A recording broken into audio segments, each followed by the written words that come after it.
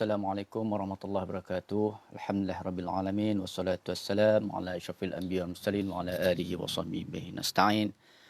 Seperti yang kita maklumkan, Assalamualaikum kepada semua sahabat-sahabat di FB Live. Salam kekeluargaan. Seperti yang dijanjikan, kita akan mulakan satu bicara keluarga 30 minit bersama dengan LPPKN pada pagi ini, insya-Allah. Dan tajuk yang kita akan bicarakan pada pagi ini lebih menumpukan kepada amanah dalam kerja dan juga cabaran sebagai bapa sempurna sewaktu kata apa perintah kawalan pergerakan yang berlangsung selama sehingga 14 April nanti. Kalau diikutkan kita akan berakhir pada besoknya 31 Mac, tapi disebabkan oleh keadaan yang tidak mengizinkan dan masih lagi ada peningkatan-peningkatan penularan wabak COVID-19, dan kita melihat situasi ini semakin hari semakin membimbangkan kita, dan saya rasa ramai di luar sana pun juga sedang menghadapi situasi yang sama, mungkin rasa bimbang, ketakutan, tertekan dan sebagainya dalam perintah kawalan pergerakan yang berlangsung bermula pada 18 Mac dan hingga 14 April nanti. Sahabat-sahabat sekalian, saya di sini ingin berkongsi beberapa perkara, insya-Allah dalam masa 30 minit ini kita akan membantu diri kita dan juga rakan-rakan kita di luar sana untuk kita mengimbangkan keluarga dan juga kewapaan, cabaran masa kini dan juga masa dalam proses perintah kawalan pergerakan yang berlaku ini. Tuan-tuan dan puan-puan, kita juga mengucapkan ribuan banyak terima kasih dan juga penghargaan yang tidak terhingga kepada semua petugas barisan hadapan yang telah bertungkus lumus untuk memberi bantuan, khidmat dan juga apa sahaja bantuan kepada pesakit dan juga memberi kita ruang dan peluang untuk berasa selesa dalam keadaan kita sekarang ini. Walaupun kita berada di rumah, mereka telah meletakkan tugas mereka sebagai salah satu daripada perkara yang sangat penting untuk menjaga kebajikan kita sebagai seorang rakyat Malaysia. Dan alhamdulillah, terima kasih yang tidak terhingga kepada semua barisan hadapan. Kita mengambil peranan kita untuk stay at home, bersedia berada di rumah tanpa keluar ke mana-mana. Itu adalah satu tanggungjawab yang diberikan, amanah itu besar untuk kita juga. Walaupun mereka bertungkus lumus bekerja untuk kita, kita boleh membantu dengan berada di rumah, kekal di rumah. Ambil masa, ambil peluang untuk kita berada di rumah dengan memberi ruang dan lebih banyak peluang untuk mereka mengendalikan usaha-usaha menangani penularan wabak COVID-19 ini. Dan Malaysia bukanlah satu negara yang saya rasa tidak pernah mengalami situasi sebegini, tetapi mungkin kali ini satu ujian dan juga cabaran yang cukup besar yang kita alami, dan dia memerlukan suatu pendekatan dan juga kerjasama daripada semua pihak, terutamanya di kalangan ibu bapa dan juga pekerja-pekerja dan juga semua ahli masyarakat untuk bertungkus lumus bekerjasama. Dan setiap orang punya peranan masing-masing, dan peranan kita yang berada di rumah, ibu bapa dan pekerja-pekerja yang tidak bekerja dan bekerja dari rumah ni, kita mempunyai peranan kita untuk terus menyumbang kepada masyarakat, menyumbang kepada pembangunan negara, insya-Allah melalui cara dan juga pendekatan yang berbeza dengan agensi-agensi yang berbeza.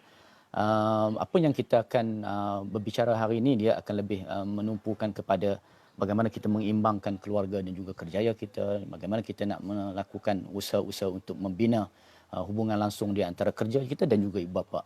Dan kita sebab tahu bahawa Lembaga Penduduk dan Pembangunan Keluarga Negara memberi fokus kepada membantu keluarga di Malaysia untuk mengimbang keluarga dan juga kerjaya, di samping juga perkhidmatan-perkhidmatan yang telah kita sediakan.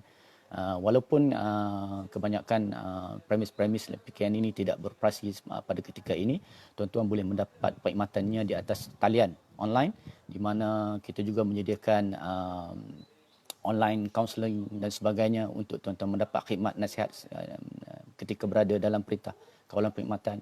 Kalau tuan-tuan juga ingin mendapat maklumat dan perkhidmatan berkaitan dengan kontraseptif misalnya, juga boleh melayari Facebook dan juga website LPPKN untuk mendapat maklumat berkaitan dengan bentuk-bentuk perkhidmatan yang akan disediakan dan sedang disediakan untuk semua warga masyarakat. InsyaAllah kami masih lagi beroperasi secara cyber, dan juga laman sesawang kami juga masih lagi aktif. InsyaAllah tuan-tuan boleh berhubung dengan kami, dengan kaunselor-kaunselor yang berada di seluruh negeri melalui online. Tuan-tuan juga boleh mendapat maklumat berkaitan dengan perkhidmatan-perkhidmatan lain juga secara online. Apa yang tuan-tuan perlu laksanakan ialah hanya lawati laman sesawang kami lpkn.gov.my dan juga laman-laman Facebook negeri juga ada menyediakan maklumat-maklumat terkini berkaitan dengan perkhidmatan-perkhidmatan yang disediakan. Jadi walaupun kita dalam perintah kawalan pergerakan ini, insya-Allah antara perkhidmatan-perkhidmatan yang boleh lagi ditelusuri dalam laman sesawang ini dapat membantu tuan-tuan dan puan-puan memberi lebih peluang untuk mendalami isu-isu dan juga berkaitan dengan kekeluargaan. Dan hari ini kita akan bercakap berkaitan dengan bagaimana tentang pengurusan keluarga kerja dari rumah dan juga cabaran ibu bapa. Dan kita tahu bahawa cabaran dan juga penularan wabak COVID-19 ini memerlukan kita suatu pendekatan yang lebih kreatif dan mempunyai inisiatif yang baru dalam menawarkan perkhidmatan kita kepada masyarakat. Dan bekerja dari rumah, working from home ini adalah satu daripada pendekatan yang kita rasa amat-amat perlu dititik beratkan dan diberi perhatian kerana ia adalah satu pendekatan yang sangat penting untuk kita bicarakan kerana dalam situasi sekarang ini kita tahu setiap orang perlu melakukan pekerjaan kerana kita diberi amanah untuk melakukan pekerjaan tersebut dan amanah itu kita akan usahakan untuk pastikan ia memberi satu pendekatan yang sangat membantu di kalangan kita dan beberapa pendekatan ini memberikan kita suatu yang sangat bermakna kalau kita mengambil usaha untuk sama-sama membantu kerajaan dan juga barisan hadapan kita dalam memastikan semua pelaksanaan polisi dan dasar kerajaan itu dapat dilaksanakan dengan sempurna insya-Allah. Apa yang saya akan kongsikan pada pagi ini bersama dengan saudara-saudari sahabat-sahabat di laman live Facebook ini, tuan-tuan boleh terus share dan juga laman Facebook ini untuk sama-sama memberi manfaat kepada rakan-rakan lain, insya-Allah boleh share dan kita sama-sama tingkatkan coveragenya untuk sama-sama kita berkongsi dan juga sedikit maklumat. Dan insya-Allah yang kita akan bicarakan ini sedikit sebanyak tuan-tuan dan puan-puan adalah beberapa pendekatan yang telah dilakukan oleh LPPKN dalam memastikan perkhidmatan dan juga maklumat serta informasi berkaitan kekeluargaan dapat terus ditelusuri di dalaman Facebook ini. Tuan-tuan boleh terus ke laman Facebook LPKN Negeri Kedah untuk menonton live Facebook ini. Kita akan bersiaran langsung ini selama 30 minit insya-Allah, 30 minit bicara keluarga.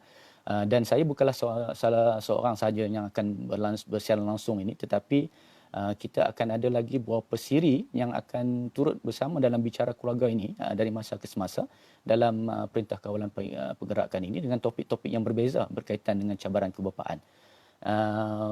Oleh yang demikian, tuan-tuan dan puan-puan boleh saja like Facebook bahagian Kesejahteraan Keluarga. Di situ juga kita akan ada beberapa tips dan juga clips videos yang kita telah rakamkan untuk memberi tips-tips berkaitan dengan pendidikan kekeluargaan, tentang kawalan penggunaan gadget dan sebagainya untuk sama-sama kita membantu ibu bapa terutamanya ketika berada dalam rumah dan juga dalam perintah kawalan perkhidmatan ini.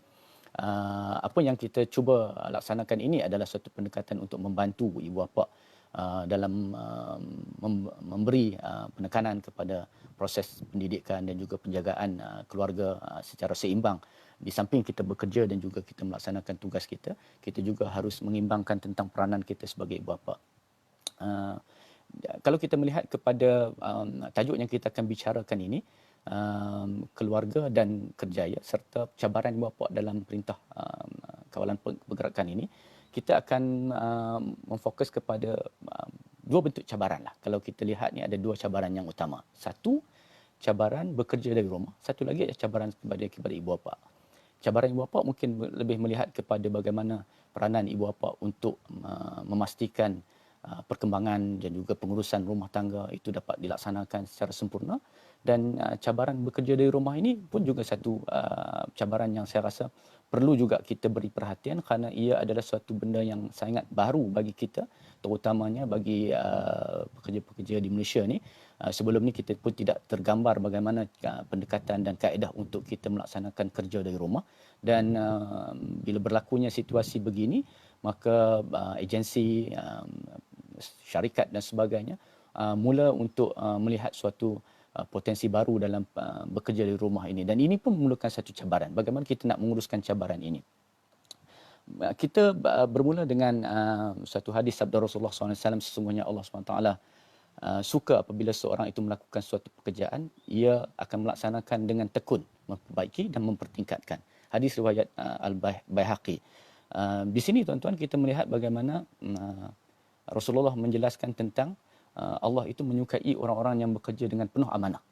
Jadi itu satu amanah yang kita tanggung sebenarnya, di mana setiap orang akan melaksanakan tanggungjawab dia, dan tanggungjawab ini perlu dilaksanakan supaya ia dapat memberi manfaat kepada diri dia, kepada keluarga dia dan juga kepada masyarakat. Dan bukan manfaat itu hanya ke atas diri kita saja, tetapi manfaat itu akan membawa kepada orang lain juga yang merasai nikmat daripada amanah yang telah dijalankan oleh kita. Jadi ada dua cabaran yang kita akan bincangkan. Cabaran yang kita rasa sangat penting ialah cabaran bekerja di rumah.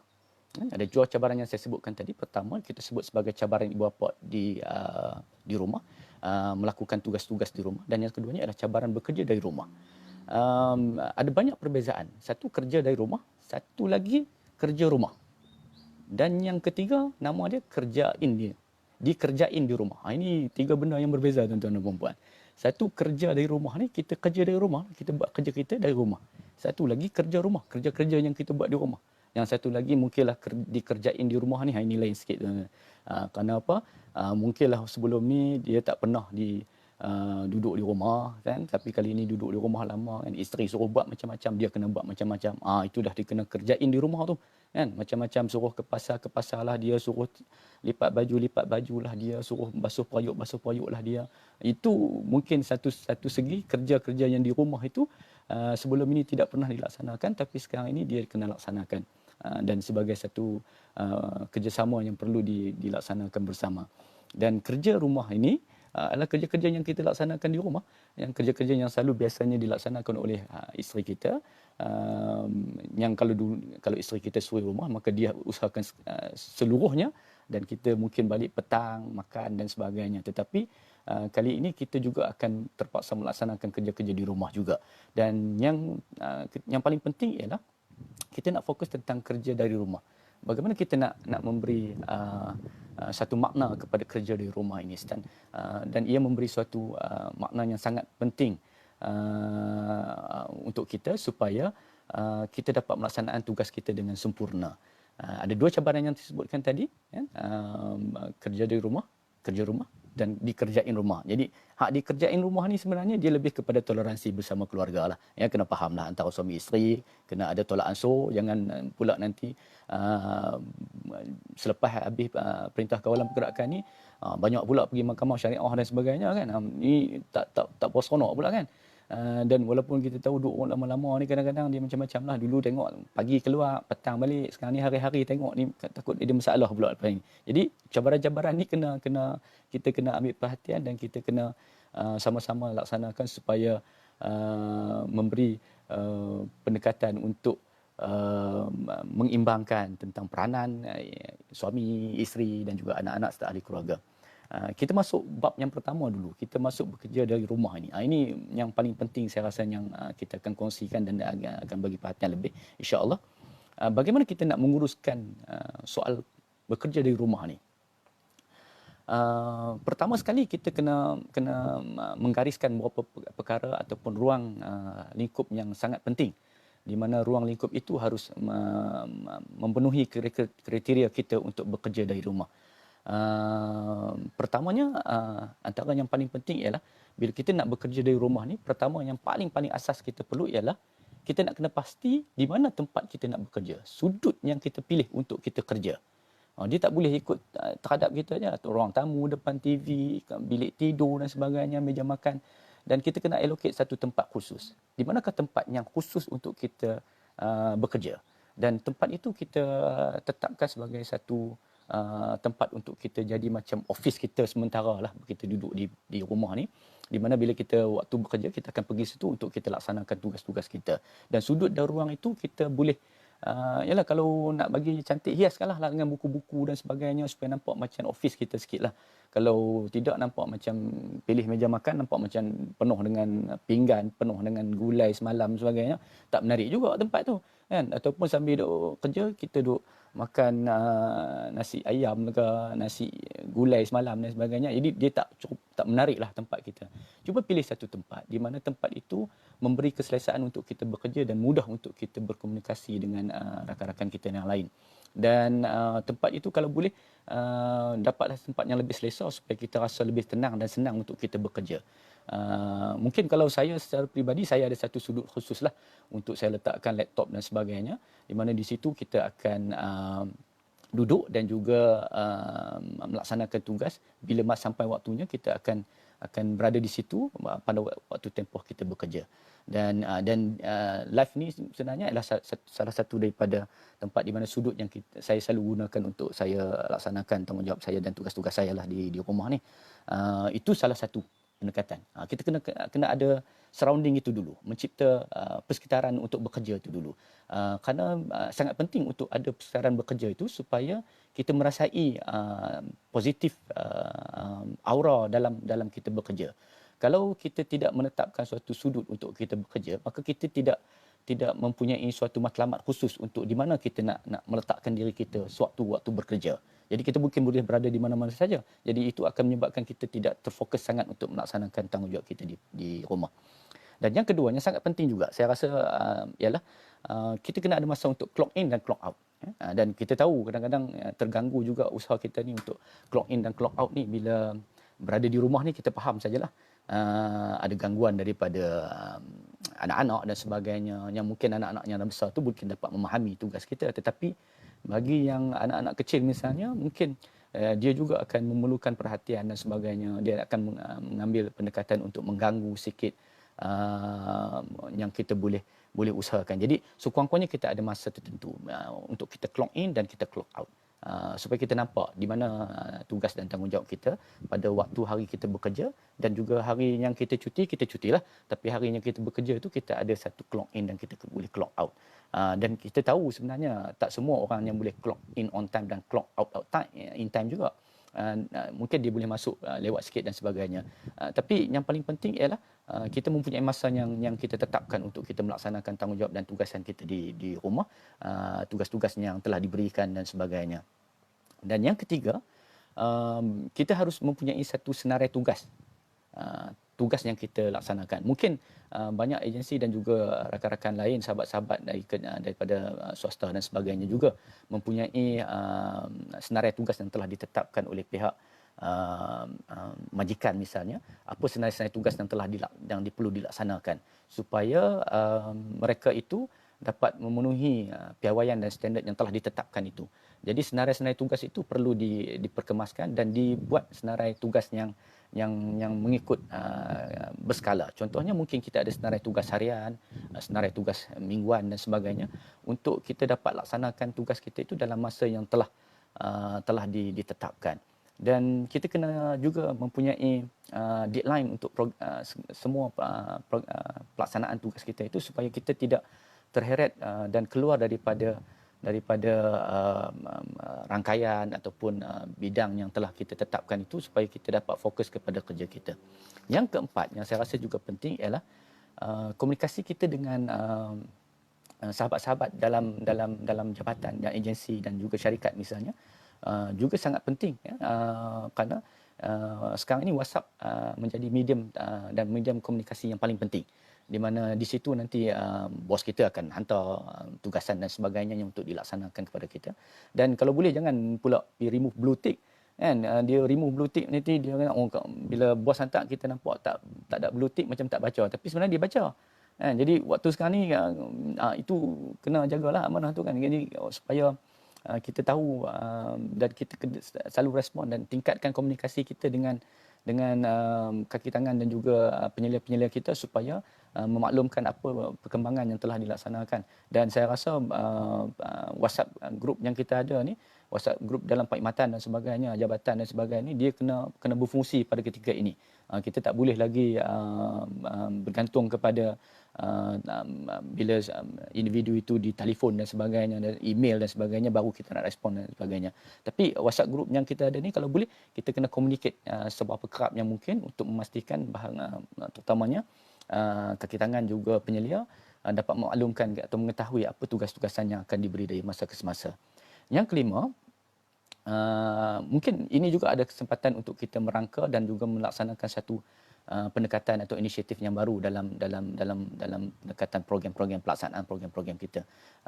Yang kena mungkin ini juga masa untuk kita menyiapkan tugas-tugas kita yang tertangguh, yang mungkin selama ni kita mungkin ada banyak beban tugas lain di pejabat dan sebagainya, dan mungkin pada ketika ini kita mungkin kekurangan beban tugas, dan kita beban tugas kita pun tak semakin banyak dan sebagainya. Mungkin kita boleh laksanakan untuk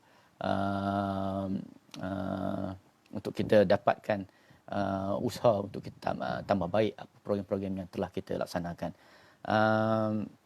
Dan yang terakhir, jangan kita menjadikan ia terganggu dengan tarikan-tarikan hiburan ni. Boleh dengar lagu, boleh, tak ada masalah kan. Dengar lagu boleh, sambil-sambil buat kerja boleh dengar lagu. Tapi jangan pula terhad dengan banyak sekarang ni Astro dah bagi percuma lah apa semua kan. HBO lah, Cinemax lah sebagainya. Jangan pula nanti kita buat kerja depan orang tamu kan, kita kerja 5 minit, HBO 2 jam. Tu mungkin masalah juga tu. Kan, tapi kita cuba untuk clock in dan clock out kita tu supaya kita dapat menjaga peranan kita sebagai seorang pekerja. Cabaran kita pula sebagai bapa, kalau kita lihat ni, tadi kita bercakap soal peranan kita sebagai seorang pekerja, dan cabaran yang kedua ni sebagai bapa ni juga sangat penting juga untuk kita bincangkan, kerana kalau kita lihat ibu bapa sekarang ni mempunyai masa yang lebih banyak bersama dengan anak-anak dan juga keluarga. Dia mempunyai banyak ruang-ruang masa yang perlu dimanfaatkan secara bermanfaat dengan anak-anak, dan perlu mengambil pendekatan dan juga pendekatan yang lebih baik untuk kita menguruskan anak-anak keluarga, untuk kita memberi ruang yang sangat bermakna kepada anak-anak. Mungkin sebelum ni kita tidak banyak ruang masa yang kita buat bersama dengan anak-anak, dan inilah peluangnya kita ambil untuk penuhkan masa itu dengan anak-anak dan juga ibu bapa.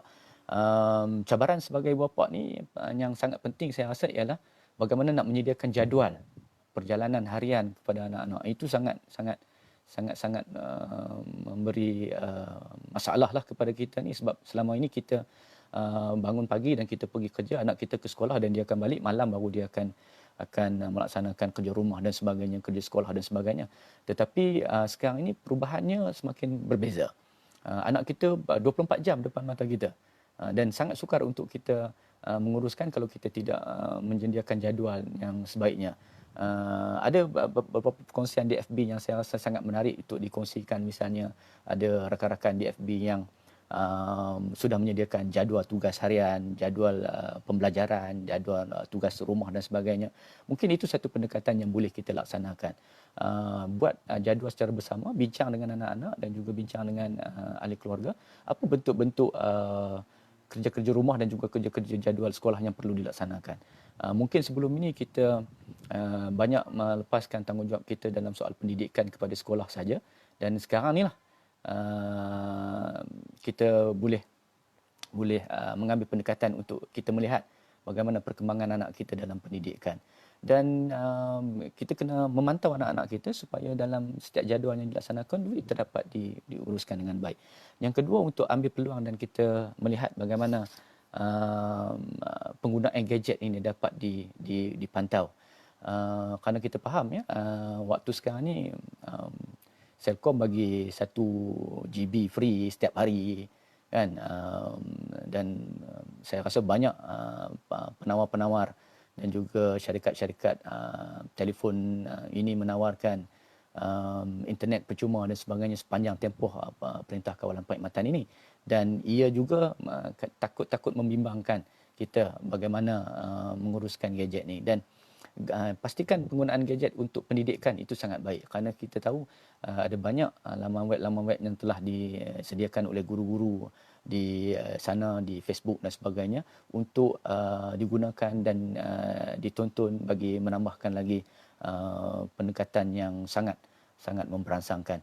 Dan saya rasa beberapa laman web yang juga turut dikongsi oleh rakan-rakan kita di Facebook juga boleh untuk digunakan sebagai satu platform untuk kita memberi ruang pendidikan kepada anak-anak. Dan kita juga di LPPKN telah mengeluarkan beberapa tips tentang penggunaan gadget. Tuan-tuan boleh rujuk juga di bahagian kesihatan keluarga. Ada beberapa tips yang kita laksanakan untuk penggunaan gadget ini, dan pastikan penggunaan gadget ini dikawal dengan baiklah sepanjang tempoh ini. Kerana kita lihat hampir ada satu kajian daripada Pornhub ni mengatakan jumlah pelayar kepada laman lucah ini meningkat sehingga 93% dalam tempoh ini saja, dan itu saya rasa sangat membimbangkan dan menggerunkan. Dan pastikan anak-anak menggunakan telefon bimbit dalam kawalan kita, bukan digunakan telefon bimbit dalam bilik dia. Dan pastikan penggunaan telefon bimbit itu di kawasan yang dibenarkan saja. Dan pastikan juga anak-anak jangan menggunakan telefon bimbit ataupun gadget ini dalam waktu yang tidak dalam kawalan kita. Dan ini juga adalah suatu masa yang untuk kita mengeratkan lagi hubungan kita dengan anak-anak. Mungkin masak makanan kegemaran bersama dengan anak-anak dan sebagainya. Di sini mungkin juga kita boleh menjadikan ruang ini untuk peningkatan kemahiran kehidupan dia, kemahiran hidup kepada anak-anak, dengan memberi ruang untuk dia belajar tentang pengurusan-pengurusan seni rumah tangga dan sebagainya, untuk sama-sama kita kongsi dengan anak-anak. Dan yang paling baik ialah, dan ia juga mungkin menjadi suatu pendekatan untuk pengukuhan ibadah berjemaah, aktiviti secara berjemaah ni, makan berkeluarga, makan bersama, solat bersama dan sebagainya, dan juga melakukan aktiviti-aktiviti ibadah secara bersama. Dan inilah masanya untuk kita mengambil pendekatan dan juga usaha sama kita dalam memastikan supaya anak-anak kita dapat maklumat dan juga ilmu yang bermakna, insya-Allah. Dan kita tahu sepanjang tempoh ini juga kita akan menghadapi keadaan yang amat tertekan, kebimbangan, keresahan dan sebagainya. Itu akan menjadi suatu perkara yang sangat membimbangkan kita. Apa kita boleh buat ialah, dengan sekurang-kurangnya kita ambil 10 minit tuan-tuan dan puan-puan untuk kita melaksanakan senaman ringan sebagainya. Walaupun dah di rumah kita, ambillah 10 minit untuk kita melaksanakan exercise yang boleh kita laksanakan supaya kita dapat mengurangkan rasa tertekan dan rasa bimbang, keresahan tentang pelbagai isu yang berlaku sekarang. Dan kita tahu di media-media sosial ini kita dapat lihat banyak sangat post-post yang membimbang dan meresahkan kita. Dan bila kita banyak sangat membaca tu, kadang-kadang ia memberikan rasa tertekan kepada kita. Kurangkan ni, tetapi banyakkan untuk buat exercise ringan dan sebagainya, supaya kita dapat mengawalkan kadar tekanan dan sebagainya. Dan mungkin boleh pergi ke laman web yang telah disediakan oleh KKM juga, untuk kita buat